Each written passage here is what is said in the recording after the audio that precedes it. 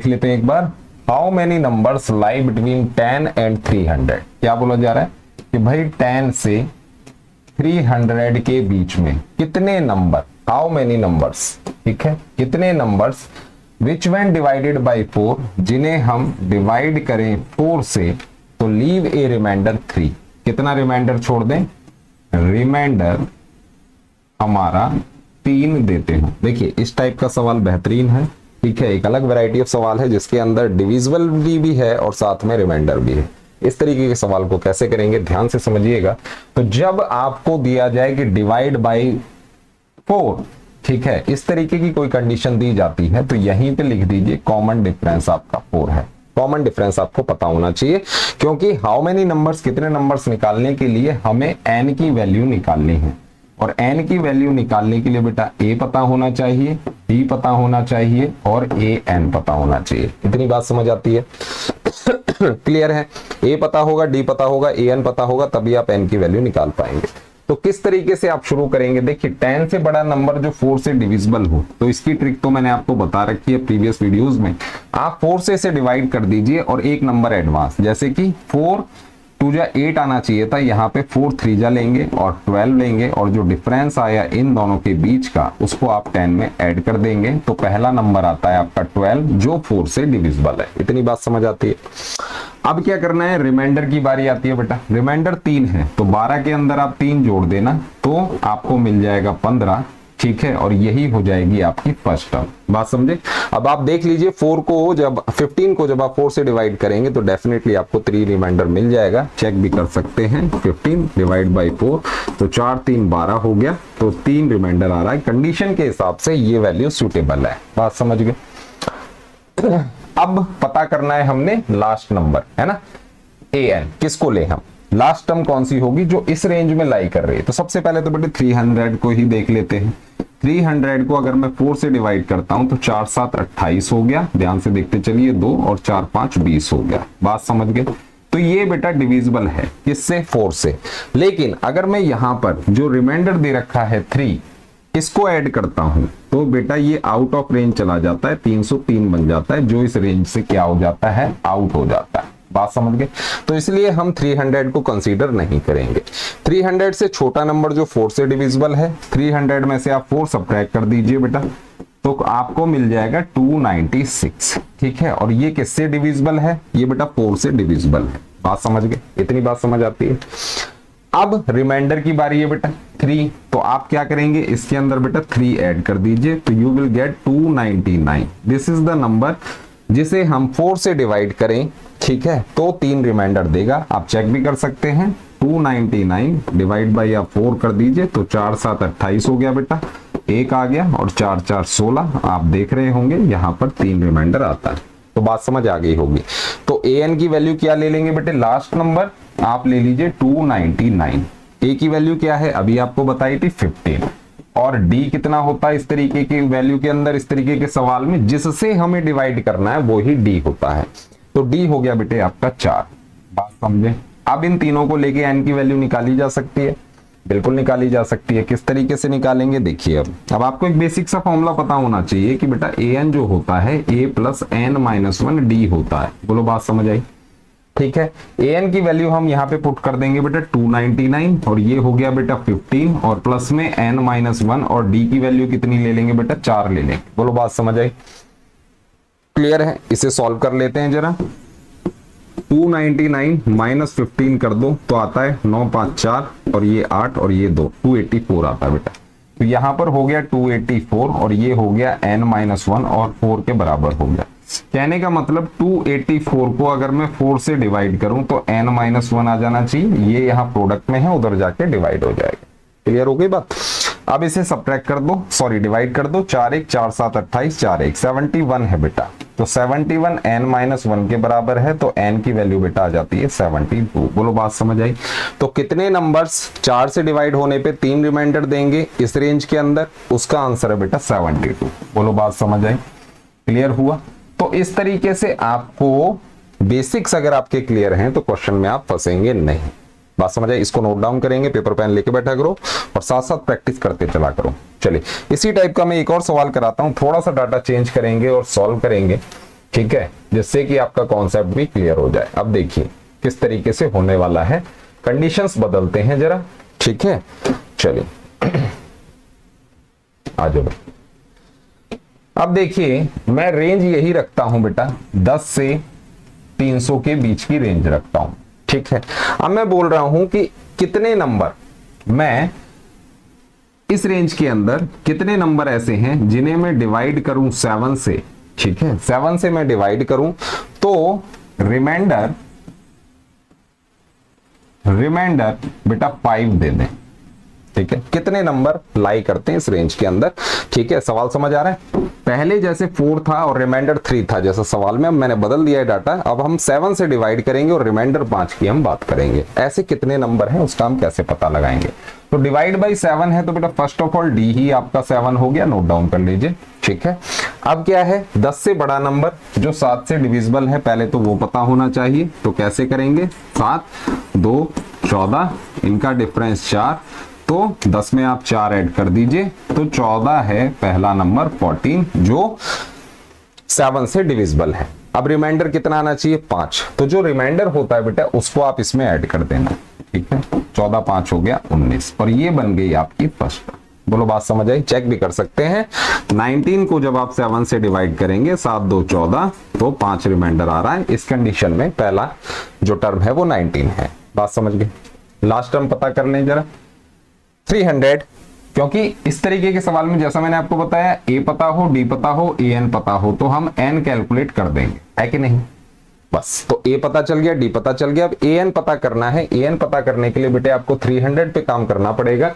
और किस तरीके से, देखिए 300 को हम डिवाइड कर लें पहले किससे, 7 से। तो 7 4 28 हो गया बेटा, ठीक है। 2 और 7 2 14 हो गया, कहने का मतलब 6। बोलो बात समझ आई? 6 है। इसमें से अगर मैं 6 को सब्ट्रैक्ट कर दूं, 300 माइनस 6 कर दूं, तो क्या आता है, 10 6 4 आता है, 9 आता है, 2 आता है, 294, है ना, ठीक है। 294 इज द लास्ट नंबर जो इस रेंज के अंदर 7 से डिविजिबल है। बात समझ गए? 294। लेकिन ये 7 से तो डिविजिबल हो गया, डिविजिबल बाई 7 तो ये हो गया बेटे, लेकिन 5 रिमाइंडर नहीं दे रहा है। तो इस 5 को आप 294 में ऐड कर दीजिए, तो 4 5 9 हो गया, 9 हो गया, 2 हो गया। तो 299 इज द लास्ट नंबर। 299 वो लास्ट नंबर है जो इस रेंज में आता है, और जो डिविजिबल है किससे, 7 से, रिमाइंडर 5 देगा। बात समझ गए? ठीक है। तो अब आगे क्या करना है, अब बस आपको ए एन पता चल गया, ए पता चल गया और डी पता चल गया। तो फॉर्मूला आपको पता होना चाहिए, ए एन क्या होता है बेटा, ए प्लस एन माइनस 1 डी होता है। बात समझ गए? तो ए एन कितना है बेटा, 299 है। ए की वैल्यू कितनी निकाली थी हमने, 19 निकाली थी, प्लस में एन माइनस 1 है, कॉमन डिफरेंस क्या है बेटा, 7 है। बोलो बात समझ आई? ठीक है। हाँ, 5 5 4 9 9, 299। ए की वैल्यू कितनी है, 19 है, ठीक है।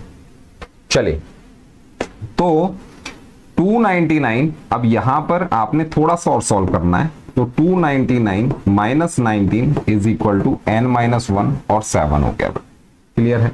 इसे आप सॉल्व कर लीजिए। 990 हो गया, 8 हो गया, 2 हो गया, 280 इज एन माइनस 1 और साथ में 7 हो गया। बोलो बात समझ आई?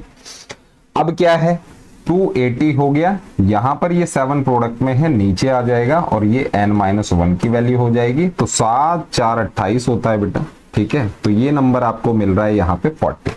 तो n की वैल्यू क्या हो जाएगी बेटा, n की वैल्यू हो जाएगी 40 प्लस 1, कहने का मतलब 41 नंबर्स ऐसे हैं जो 7 से डिवाइड किए जाएं तो रिमाइंडर 5 देंगे। किस रेंज में, 10 से 300 के बीच में। आई थिंक बात क्लियर हो गई होगी। अब इस सवाल में आपको अटकने की जरूरत नहीं है, ठीक है। इन क्वेश्चंस की अगर आप प्रैक्टिस करते हैं तो बेहतरीन तरीके से आप कॉन्सेप्ट बिल्ड कर सकते हैं। चलिए नेक्स्ट क्वेश्चन देखते हैं क्या कह रहा है अगला सवाल। ये लीजिए, क्या है इस सवाल के अंदर,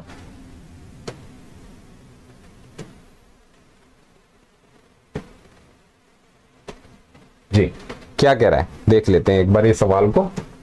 ये लीजिए, ये देखिए क्या है, इफ एन एपी, एक एपी है कंसिस्ट ऑफ n टर्म्स, एक एपी के अंदर बेटे कितनी टर्म्स दे रखी है आपको, एन टर्म्स दे रखी है, ठीक है, बात समझ गए। विद फर्स्ट टर्म ए, और इसकी फर्स्ट टर्म क्या है, ए है, एंड nth टर्म एल है, और ये तो ए हो गई बेटे फर्स्ट टर्म, और दूसरा क्या है nth टर्म, nth टर्म आपको क्या दे रखी है, एल दे रखी है। इसको आप ऐसे भी लिख सकते हैं कि ए एन की वैल्यू एल है, बात समझ। Show that the sum of mth term from the beginning, आपको बताना है कि sum of mth term from beginning and mth term from the end, और एंड से भी कौन सी टर्म, mth टर्म, ठीक है। From the end is a plus l, कहने का मतलब क्या है बेटा, ध्यान से समझिए। कोई एक हमें एक सीरीज दे रखी है जिसकी फर्स्ट टर्म ए है, लास्ट टर्म एल है, बीच में बहुत सारी सीरीज होंगी। कहने का मतलब sum of the mth term from the beginning, beginning से mth टर्म जो होगी वो, और एंड से जो mth टर्म होगी वो, इन दोनों का अगर मैं सम करता हूं तो मुझे a प्लस एल मिल जाना चाहिए। ऐसा आपने क्या करना है, प्रूव करके दिखाना है। पहले इसे समझ लेते हैं इस प्रूफ को, फिर मैं बताऊंगा ये कहां अप्लाई होता है। चलिए, तो देखिए, अगर कोई सीरीज ऐसे है, ए है और एंड में बेटा एल है, कॉमन डिफरेंस हमने डी ले लिया, ठीक है। तो फ्रॉम बिगनिंग अगर मैं इसकी ए एम मतलब mth टर्म निकालता हूं तो वो क्या आएगा, वो होगा बेटे a plus m minus one into d, यही होगा, बात समझ गए। mth टर्म फ्रॉम बिगनिंग से mth टर्म हमारी क्या होगी, कॉमन डिफरेंस ये है तो a plus m minus one d होगी। अब क्या है, एंड से mth टर्म निकालनी है, फ्रॉम एंड, है ना। तो इसके लिए हम क्या करें, अगर मैं इसी को उल्टा करके लिख दूं तो फर्स्ट टर्म l बन गई, लास्ट टर्म a बन गई, और अब जो डिफरेंस कॉमन डिफरेंस d था तो अब कॉमन डिफरेंस बेटा हो जाएगा माइनस d। ये कुछ इस तरीके से है, देखिए 1 2 3 4 और 5। अब देखिए, अगर इस सीरीज का मैं d निकालूं तो क्या आएगा, दो में से एक गया तो एक आएगा। अगर इसी सीरीज को मैं उल्टा लिख दूं 5 4 3 2 1, तो इसका जब मैं d निकालूंगा तो क्या आएगा, 4 माइनस 5, कहने का मतलब माइनस 1। तो बात समझे, जब हम सीरीज को उल्टा करके लिखते हैं तो उसका जो कॉमन डिफरेंस होता है वो उल्टा हो जाता है, कहने का मतलब माइनस साइन के साथ आ जाता है। तो अब कॉमन डिफरेंस माइनस डी हो गया।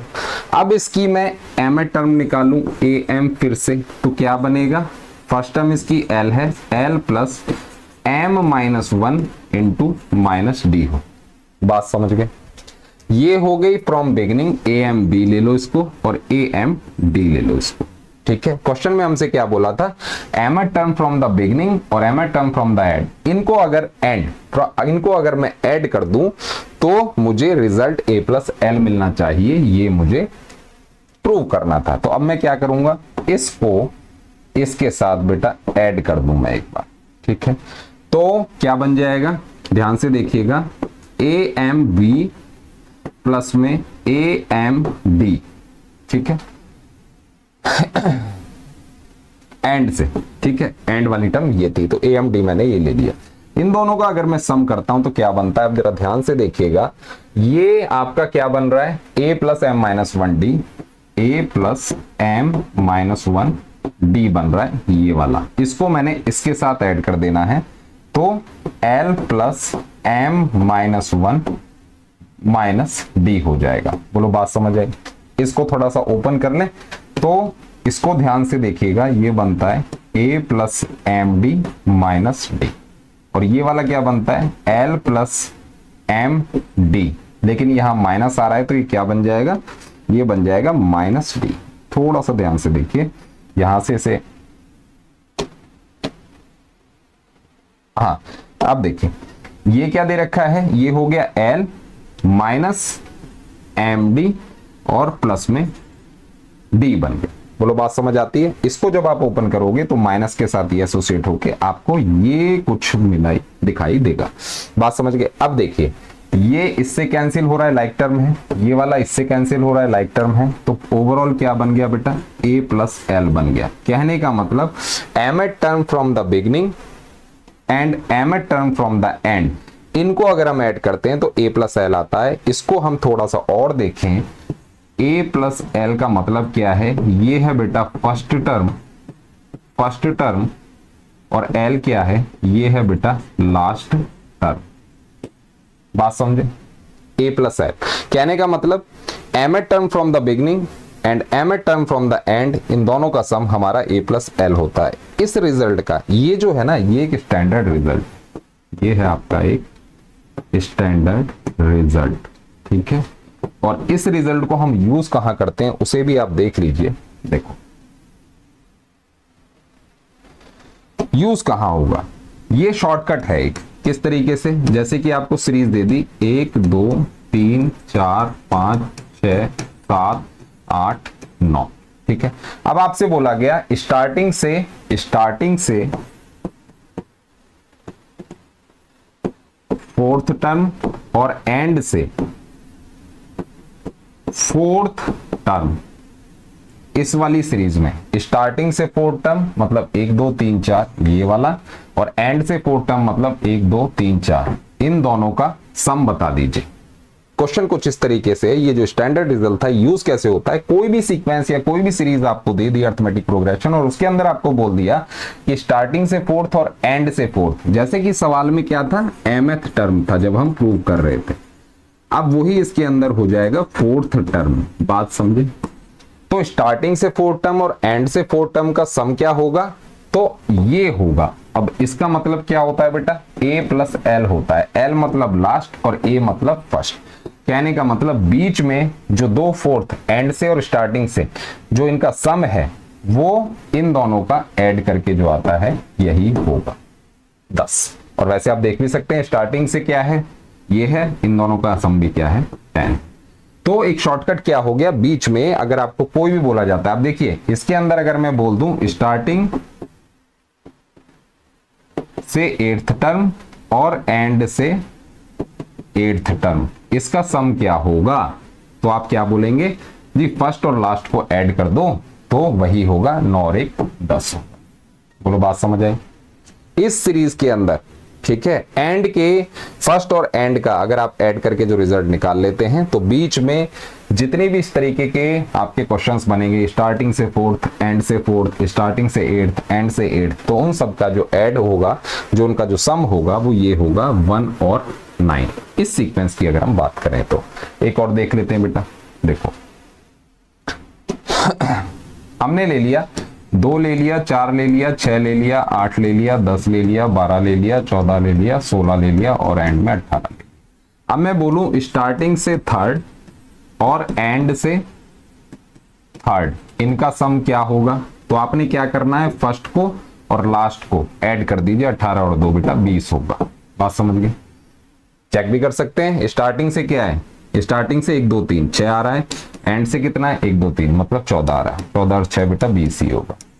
बात समझ गए। तो शॉर्टकट क्या हुआ, जब इस तरीके का कोई क्वेश्चन हो तो आपने फर्स्ट और लास्ट को सिर्फ ऐड कर देना है। Is this clear. ये एक स्टैंडर्ड रिजल्ट होता है जिसे हम ट्रिक के तरीके से यूज करते हैं, उसे हम ट्रिक बोल देते हैं, लेकिन ये एक स्टैंडर्ड रिजल्ट है, इसका प्रूफ भी मैंने आपको बताया।